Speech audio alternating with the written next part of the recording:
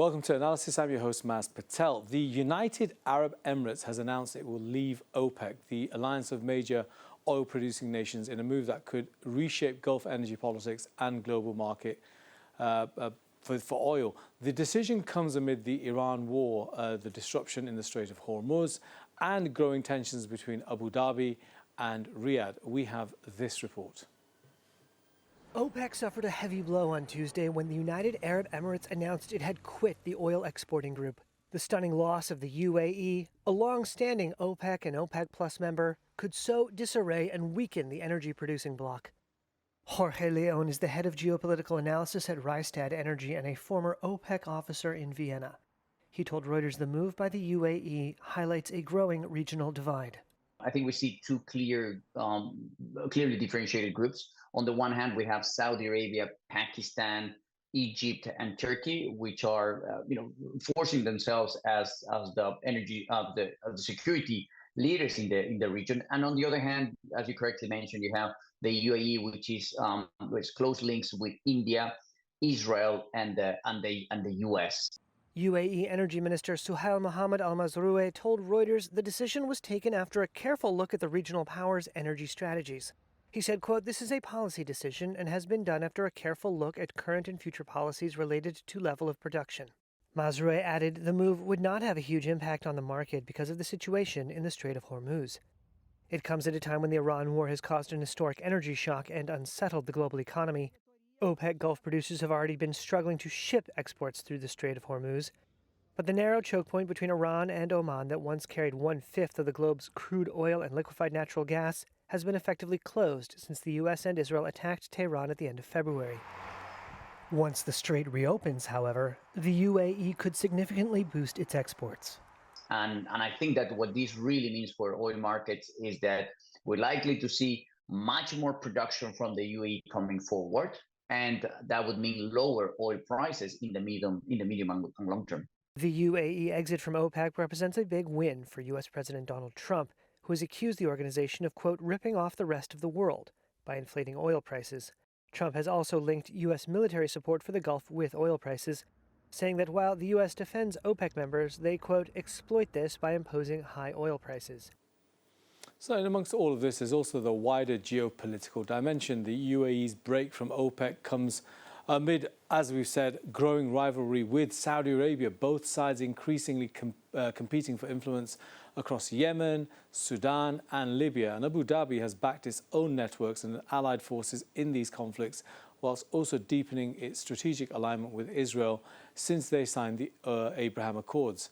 OPEC Plus includes Russia, which has remained close to Iran during the current conflict, adding another layer of tension for the UAE as instability in the Gulf and disruption around the Straits of Hormuz hits its economic interests. For oil markets, the move is symbolically significant, but the immediate impact may be limited. The UAE has spare capacity, but continued disruption to shipping routes means any increase in supply will take time to affect consumers globally. So today, we ask, is this simply a national energy decision by Abu Dhabi or the beginning of a wider Gulf realignment? And what does it mean for OPEC's ability to influence global oil prices? I'm joined by Dr. Noman Hanif, the director of the London Centre for International Relations, and also Chris Doyle, the director of the Council for Arab-British Understanding. Let's start off with you, Chris, because you've been particularly interested in this region. You're a well-known figure when it comes to these matters. How do you read the situation? Are we to read UAE departing in the way they want us to read it, or is there a lot more symbolism to this? I think that it's both for political and economic reasons. Well, for the economic reasons, let's start with that.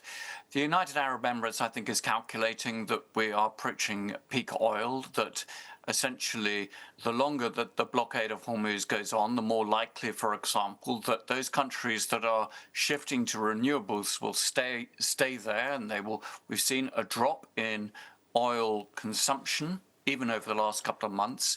So they want to realize as much profit as they can as soon as they can get oil to the market if the blockade is open, and they don't want to be constrained. They want to have the economic independence to be able to export as much as they want. Even before all of this, the UAE was widely accused of having produced and exported way above its quota within OPEC. But there's also political reasons, and I think these are probably more important. I think that the United Arab Emirates has increasingly been at odds with its near neighbors. It has had an increasingly overt rivalry with Saudi Arabia. We saw that in particular in December over Yemen, but it has been there on other issues. The UAE has pursued essentially an anti-Islamist, as it sees it, policy, strategy across the region, whether that's in Libya or Sudan. This is one of the reasons that has brought it closer to Israel, to see Israel openly, and to describe it as a strategic ally of the UAE. It has used, for example, Israeli anti-ballistic technology in downing missiles over the last couple of months. And of course, this is very much at variance with at least 4 of the other GCC states. So the UAE will also have seen that President Trump is not a fan of OPEC. He's not a fan of what Trump sees as a cartel that keeps the prices high. And it has always been anxious to please the Trump administration in all sorts of ways. And this will just be another example of that. Thank you, Chris. Turning to you then, Dr. Noman, you've heard what Chris has got to say. What's your reading of the situation? Do you agree with him, or do you go much further? Obviously, there's Iran in the region, obviously, and Russia. Let's not downplay their role as well. Well, I mean, on the front end approaches, I mean, yes, I would kind of concur with Chris what we're seeing and what we're observing. But that's not the real story here. The real story here is effectively that this is behind the scenes. This is a clash between Britain and America. Yes, it's a clash between 2 clients, one UAE, which is very strongly connected to Britain, and the other one, which is Saudi Arabia, which is very strongly connected to the Americans. Okay. The Americans have made clear moves to make Saudi Arabia a very front runner in security, both economic security and general security in the region. And you can see that UAE has been effectively playing both sides, one with the US and then against the US at the same time, trying to balance the situation. So if I give examples, Yemen as an example, Britain is the long-term player in Yemen, has been for a long time. And this is just part of the continuation of the American yanking out of British interests in the Middle East, which has been there for nearly since World War II, post-World War II, and Britain has been yanked out. But Britain survived, clinging on to places like Jordan, UAE, those particular regimes will still remain loyal to Britain. So in Yemen, what did the Saudis do? Yes, the Saudis attacked Yemen. Yes, they were with them. They attacked Yemen because the UAE was basically breaking ranks with the Saudis, and they were fronting those Houthis and other tribes which had been close to the British before. Similarly, what happened in Saudi Arabia and in the case of Pakistan. Pakistan was the Americans were pushing Pakistan to become the central point in terms of discussions, negotiations. Now the UAE moved. They asked for 3.5 billion back out of nowhere. Yes. Okay. And Pakistan had that issue with the IMF, so they destabilized the situation there. So what the UAE is acting as a destabilizer. Now with OPEC, the decision was made after Yvette Cooper effectively visited UAE.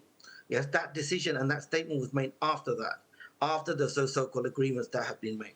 So Britain is very much at the same point as it's always been, which is openly being with America, but at the same time fighting America behind the scenes survival.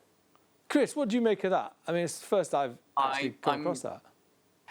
I'm not, I have to be honest, convinced at this. Actually, there's been significant tensions between Britain and the UAE now for some time. We've had actually less issues with Saudi Arabia over the last couple of years, after the Khashoggi affair calmed down. we have seen disagreements with the UAE over Sudan and various other issues. So I'm not convinced that Britain is really a factor in this. So it would be lovely to think that Britain mattered so much, or indeed that Britain favoured the UAE approach in Yemen. I mean, the UAE was attempting to back a successionist movement within Yemen. It is also backing forces in Sudan that aren't really allied to Britain in any way. Okay. So I don't buy this. I think actually the UAE is very much determined on its own particular independent course. And actually, if there is a player in all of this that it's allied to, it's the Israelis. The far more hawkish line to Iran, for example, is very much more something that will be welcome in Israel by the Israeli leadership here. And I think it also grows out of an anger from UAE that not only Gulf allies, but also European allies were not there to help protect it in the way that was expected during the 2,500 missile and drone attacks against the UAE. It was hit by far and away more than any other state. And yet there wasn't this sense of great solidarity. And it is disappointed with Britain, it's disappointed with other states. So the fact that at the moment it is actually pushing a more hardline position against Iran actually also runs contrary to British foreign policy, because what Britain is wanting to see, in contrast to the US, is a lifting of the blockade of the Strait of Hormuz, an agreement with Iran, very much getting a very swift exit off-ramp out of this.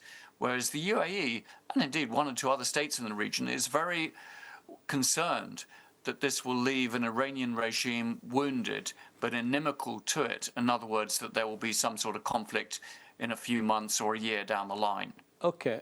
Dr. Noman, you've heard Chris, and it was quite convincing actually. I understand your proposition that Britain has a role to play. I don't think you can deny it has a role to play, but whether it's the role to play, I think the Israelis, and some would argue, looking at how the UAE is now flexing its muscles all across North Africa, other parts of Africa as well, across the near the Red Sea, it's actually perhaps even more influential in terms of that region than Britain is. It's, that's the perception. Look, let's just move the debate on. In terms of the UAE withdrawing from OPEC, does that mean the future of OPEC, especially with what's happened in Venezuela as well, is now tied to what Saudi Arabia does? Because that's the big oil producer that's left in OPEC. And perhaps Russia as an OPEC plus country. Dr. Noman. Okay, yeah. No, it's a significant move because ultimately, like I said, it kind of undermines the kind of and brings into focus OPEC itself and also the position of Saudi Arabia. And Chris talked about peak oil. And there's many studies that have been done that Saudi Arabia never actually doesn't publish its data on its oil reserves, and many have said it's gone beyond the oil that it has, and it's just projecting a very kind of lame power in terms of its swing status. So, I mean, the UAE has done a lot in terms of trying to boost its own importance, and it has exported. It's frustrated. But just kind of going back to the point about UAE, because all of this has fitted, and my specialism is how America removed Britain from the Middle East. And this is just classical British positions, is to hide their aims, okay, and to go along with America publicly, and to really give a confusing image out. That's classical statecraft. That Britain has always been good at that. Yeah. And if we're going to kind of take in and find out, 30 years later what Britain was really doing, as with Gaddafi, for instance, yes? When Blair went running to kind of save him from the Americans on the nuclear issue. So Britain has been behind the scenes and is still behind the scenes. It hasn't got much influence left. Yes, it's only got a few years, but it's trying to kind of hold on to some areas, which means clashing. Which means clashing with the US behind the scenes. Dr. and Noman, why the Americans have come out so hard against the British. And the kind of sorry, can you finish? What Trump has or publicly stated about the British generally, his position, and as his cabinet, yes, is open. What even the Democrats feel privately, but it's open because it is been an open war with the British in terms of the Middle East, and effectively removing them from the scene. Okay, look, I mean, I think we'll park this whole thing about how influential Britain is or otherwise, because the players in this game really, at this moment in time, Chris, is Iran and the US, because the Strait of Hormuz is completely blocked. There were skirmishes yesterday, and the Iranians gave a firm warning to the UAE that any misadventure would lead to the total devastation. In fact, they even threatened that they would take over Abu Dhabi, and you can see that as a possibility because it's the distance is very short. The United States is now in a very peculiar situation in the sense that it can talk the talk, but it simply can't walk the walk. What do you see this? How's this impacting into the region as you see it, Chris? Well, actually, I don't think that many states and leaderships in the region are particularly supportive of the United States, the Trump administration position. I think there is a huge frustration with it because the US has got itself into a war with Israel against Iran without the proper strategy, without any sense really of what the objectives are going to be, thinking that it'll all be over in a day or two. It'll be an easy win. You knock off the Iranian leadership and all would be dandy. Well, far from it. And we're now several months into this and we're no clearer to some sort of exit strategy. And all the while, the world economy is collapsing.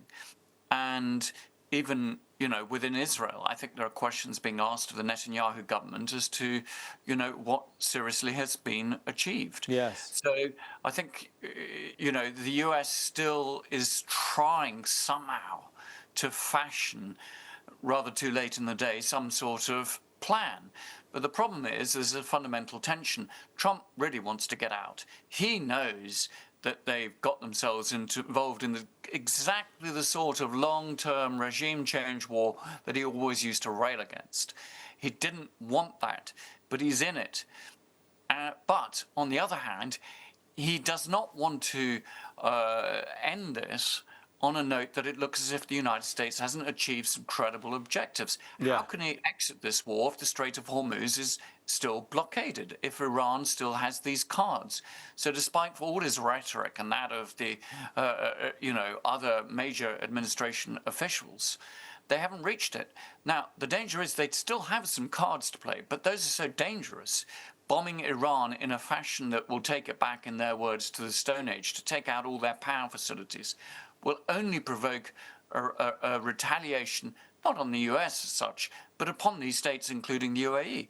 So it's a remarkably risky situation. Chris, extraordinary. Just on that, it seems that the UAE is taking a different position from, say, for example, Qatar, where it appears that Qatar has managed to make its own detente with Iran, if that's the best way to describe it, and the ire of the Iranians in terms of them flexing their muscles seems to be solely focused on the UAE. If we get bombed by the Israelis or the Americans, the UAE is going to be, the center of their retaliation. Not even Israel. Well, I don't think it has quite worked out like that because Iran has attacked these other states as well. In fact, no, but they're saying that, Chris, that's the latest statements made by the Iranians is exactly that. I mean, there was the foreign minister had a press conference and he was at pains to explain that that's what they. When I say pains, I suppose he was quite generous in his explanation that that's where their fire would be, and he warned the Americans. He said, "Look, this is what we're going to do. Anything that comes against us will attack your ships, but we're certainly going to go after the UAE." Well, the UAE is prime focus, largely because of its strategic alliance with Israel and its unpopular policies elsewhere as far as Iran is concerned, and it's the most hostile to Hezbollah, Hamas, the Houthis, and so forth. That is for sure. I was thinking in terms if there was a resumption of full-scale hostilities, sure, none of those other states can be assured of any guarantee that Iran wouldn't go after them as well, including their not just their oil and gas facilities, but their desalination plants, which, of course, is. I mean, the Iranians are basically saying if the US goes after our power facilities, then we will also make it impossible, really, to survive in those Gulf states. If you don't have desalinated water, then, you know, it's going to obviously be a huge risk to their very survival as entities. So this is a real high-stakes game of poker. In reality, there is a deal if the sides want it. But the trouble is, at the moment, neither wants to concede to the other the idea that the other could have actually gained something out of this. They want to have a win-lose scenario. The United States wants total victory.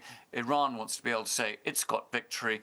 And you cannot really achieve an agreement in that sort of scenario. Yeah. You have to concede certain issues to the other side. Dr. Noman, this OPEC issue then is inevitably tied to what Chris has just been speaking about, because the oil can't get through the Strait of Hormuz. It's about, you know, finding other routes. Israel spoke about perhaps a land route to its port. I think is the name sort of escapes me, but one of its ports, I think Ashdod, perhaps, if I'm right. But anyway, having a land route.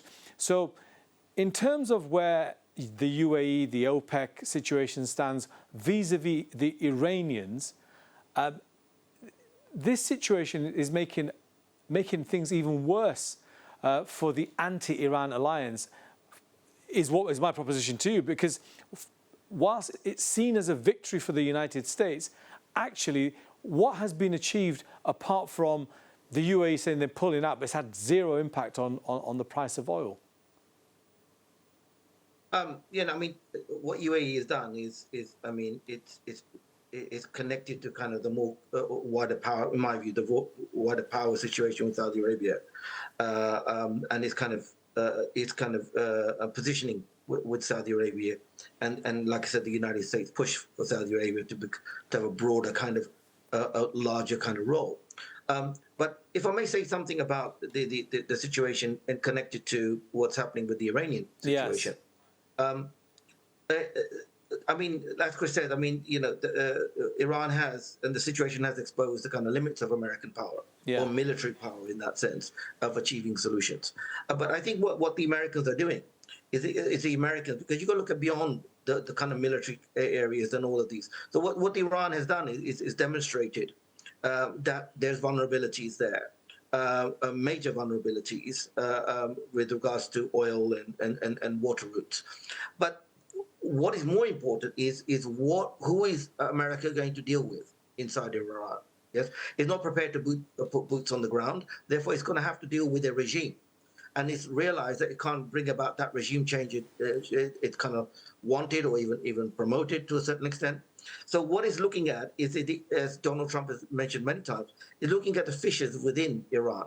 Who is going to become the dominant actor within Iran, and how they can engage with it. So America is a pragmatic power as well. And Donald Trump has no hesitation in dealing with military dictators or military government. So the IRGC, which is kind of consolidated control, is going to look at who's going to come into power within Iran with the most powerful situation and start to deal with that. Thank you, Dr. Noman. Chris, I'd love to come back to you, but we've run out of time. Bring you back on to continue this discussion. It's quite fascinating. And thank you so much, Dr. Noman, for spending time with us as well on this topic. I know on the Iranian question, I've had you on before. I'd like to just find out a bit more about what you think. But unfortunately today, folks, that's all we've got time for. Thanks to both our guests and to you for watching. Do tune in for future episodes of Analysis. But for now, goodbye.